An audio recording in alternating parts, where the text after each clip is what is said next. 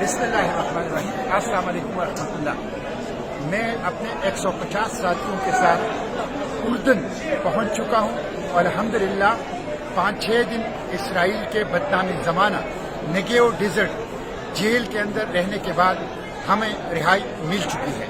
इस दौरान हमारे हाथों में हथकड़ियाँ डाल के पीछे बांधी गई, हमारे पाँव में बेड़ियाँ और जंजीरें डाल दी गई, हमारे आंखों पर पट्टियां बांधी गई, हमारे ऊपर कुत्ते छोड़े गए, हमारे ऊपर गन्स रखी गई और हमें बदतरीन किस्म का टॉर्चर किया गया। हमने 3 दिन भूख हड़ताल की अपने मुतालिबात के लिए।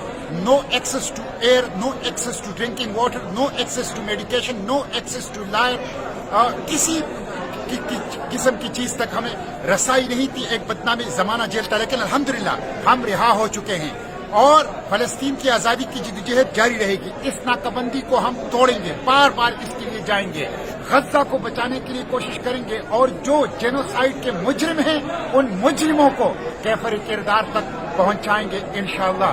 मुजाहिमत जारी रहेगी, अडियाला जेल से इसराइली जेलों तक फलस्तीन की आजादी की जिद्दोजहद जारी रहेगी और मुजाहिमत की जिद्दोजहद इंशाअल्लाह जारी रहेगी। जल्द आऊंगा पाकिस्तान और पूरी तफसील जो इस फ्लोटेला की है और इसराइली जेलों की है आपको बताऊंगा।